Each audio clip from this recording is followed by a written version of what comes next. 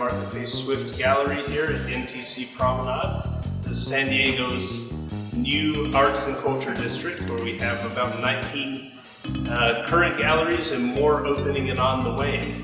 And today I'm pleased to welcome you down to speak a little bit with our current artist, Phil Petrie. He's got a show here right now called All Over the Map, which is really engaging and exciting bunch of work. And I'd like to just walk you through the gallery and have a little talk with Phil about his process and his paintings. The show's called All Over the Map, Phil, so let's talk about that first. That title was your original sort of impulse. Well, the title All Over the Map comes from something that an art teacher of mine said back in college when he saw a whole bunch of my stuff that I put up on the walls, and he said, "Oh my God, you're all over the map," meaning there was too much diversity. If you were an artist that had reached maturity, which certainly as undergrad I didn't necessarily have to get to yet, but you know, you should have distilled your style down to something fairly specific and recognizable as your own style. So that's one of those comments that I've always remembered, and I do feel that my work is still, I don't know if I've really reached maturity. Maybe that's the issue, that I still haven't really reached maturity yet. But I still do a lot of different things. It's just somehow the way I'm constituted, the way that I work. I sort of let the painting tell me where it wants to go, and I bring in lots of different things into each painting. And so there's a certain diversity, and that's where that all over the map thing comes from. Yeah, given that, if you look at the show as a whole, it's really a cohesive body of work. I mean, that's good. There's a lot going on that sort of marries these pieces that I think is worth noting. Not only palette, it's the line, it's the gesture, you know, the execution, the way that you work with the paint really sort of makes it feel of a piece as a show. What's the range on dates on these works? Most everything in this show has been done in the last 2 years, pretty much. So there's one piece that goes back, I think, 10 years, but that's an anomaly.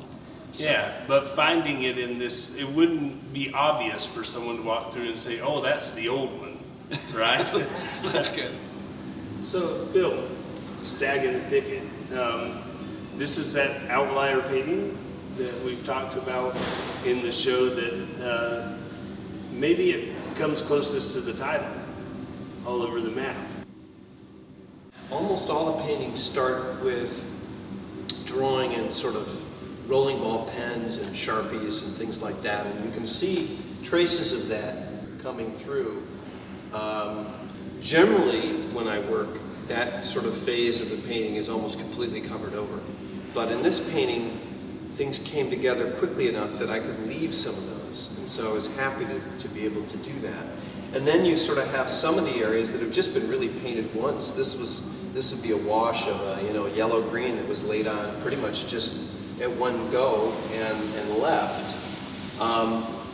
Then you have other areas that are a little more refined. A few more lines are put in here. I think this was painted actually maybe twice or 3 times. And then you have some areas that are actually very thickly applied. So this part was painted with the fingers. This is just permanent green light right out of the tube, and just sort of putting my hand on the palette and just making those marks. This was actually squirted right out of the tube, and that's something I haven't done too much of before. That's kind of a new thing to try for me, but it's fun to do that. Again, I like areas that are really heavily worked and kind of reworked, and lots of little things going on and scumbling, and then some other areas where it's just like, the guy just did it the once, and there it is. And for those to get those to coexist in the painting is important to me. So let's talk about title for this piece, Phil. This is, obviously there is a sort of a shape in there, but where do we go from there to Stag in the Thicket? Well, first of all, titles are generally something that comes last for me. I don't think of the title certainly at the beginning, and I often don't come up with a very good title in the middle either. So the title is something I generally, the best titles, I kind of stumble upon when the picture is more or less finished. And in this case, I thought of Stag in the Thicket because I thought this looked kind of like an antler. And there's some kind of form here that could be a creature or something, maybe with two weird-looking legs. No real head here necessarily, at least that I can see easily. But I like that idea of a stag that's in a thicket, a stag that's been hunted and sort of driven to bay, and it's hiding in the thicket. And to me, that kind of refers to several things. It can refer to the whole process of making the image.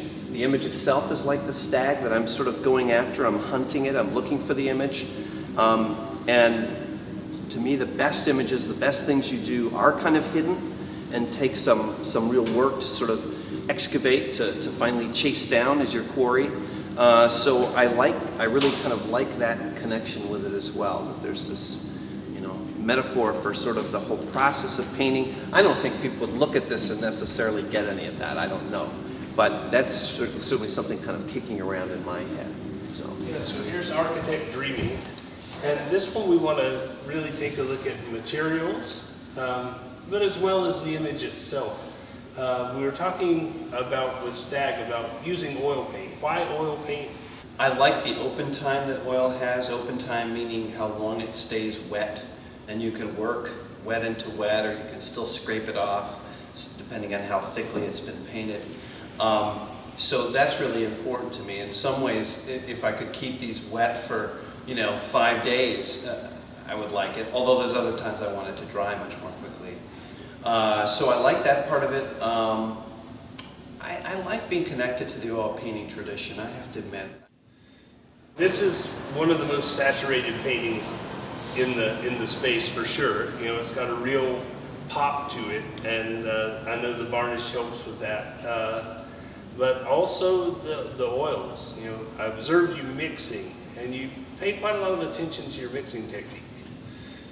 I do, yeah. I don't necessarily think of myself as really a great colorist at all, but I do pay attention to mixing. I think color is really, really important, and maybe especially because I'm not a great colorist. I really have to work at it and try to get it right, and there's lots of hit or miss stuff that happens. I mean, I find that what's most exciting in a way is when I'm doing something on the palette that I haven't done before again, and I'm making some colors I haven't seen before.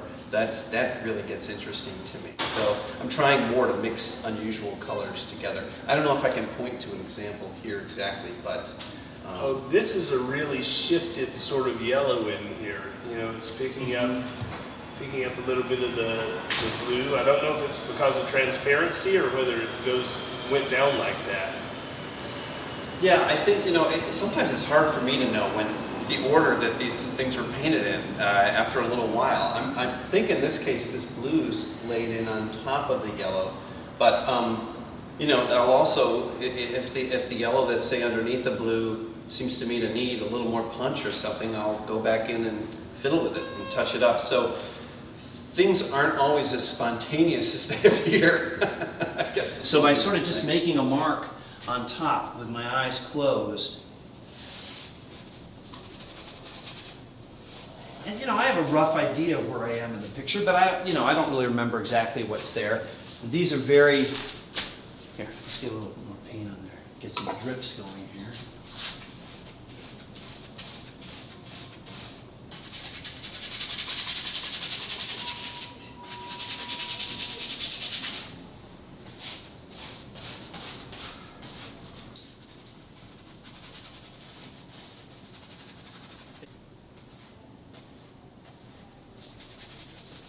So first order priority is yourself. The second is your process.